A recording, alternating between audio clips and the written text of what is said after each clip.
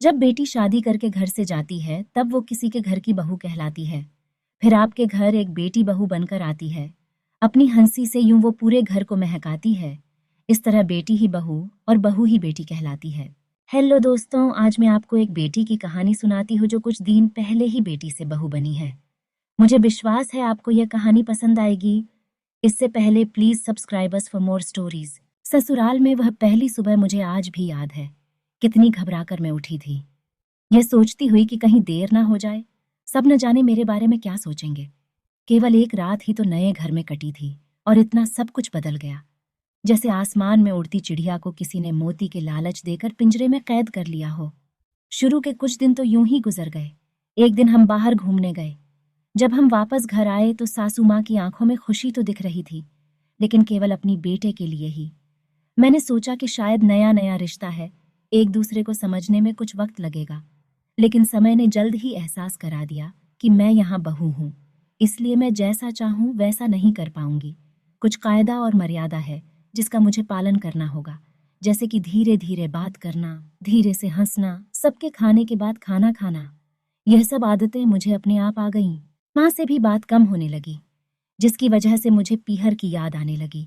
ससुराल में पूछने पर कहा गया कि अभी नहीं, कुछ दिन के बाद जाना। जिस पति ने शादी के समय कहा था कि आपकी बेटी पास में ही तो है, कभी भी आ जाया करेगी, उसके भी सुर बदल गए। अब मुझे धीरे धीरे यह समझ में आ गया था कि शादी कोई बच्चों का खेल नहीं है। इसमें केवल घर नहीं बदलता, पूरी जिंदगी बदल जाती है। अब मैं कभी भी उठकर अपने पीहर नहीं जा सकती। यहाँ तक कि पीहर वालों को भी मुझसे मिलने के लिए पूछ कर आना पड़ता है। पीहर में जोर जोर का हंसना, कभी भी कहीं भी चला जाना, रसोई में से कुछ भी उठाकर खा लेना, अपनी मर्जी का करना, यह सब यादें बनकर रह गईं।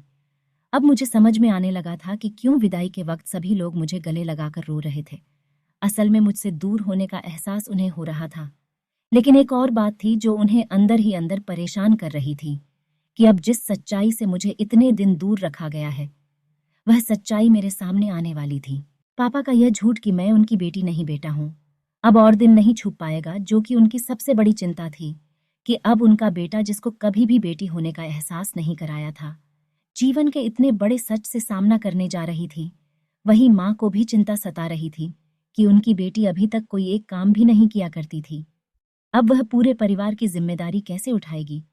सभी लोग मेरे इस विदाई और पराये होने का दर्द जान रहे थे, सिवाय मेरे, इसीलिए वह सभी लोग रो रहे थे। आज मुझे समझ आ गया कि उनका रोना गलत नहीं था। यह हमारे समाज का नियम ही है कि एक बार बेटी डोली में विदा हो गई तो वह उस घर के लिए केवल मेहमान ही बनकर रह जाती है।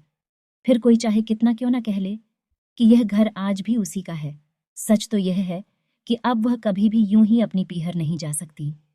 चाहे कितना भी समस्या और परेशानी क्यों ना आ जाए, मुझे ही हल करना है, हंसते हुए या गम छुपाते हुए। ऐसा क्यों? जो माँ है वही तो सास है, फिर माँ क्यों अच्छी, सास क्यों बुरी? जो बेटी है वही तो बहू है, फिर बेटी क्यों लाडली और बहू क्यों छुरी है? बेटी का दुख ही क्यों सीने को चिरता है? बहू से नजरें क्यों नफरत भरी है? लोभियों ने बेशक बहू पर तेल डाला हो, पर जब भी जली बेटियां ही जली हैं। तो दोस्तों, कैसी लगी आज की कहानी? कमेंट और लाइक करके जरूर बताना, और अपने टूनी गिगल्स को सब्सक्राइब करना मत भूलना। धन्यवाद।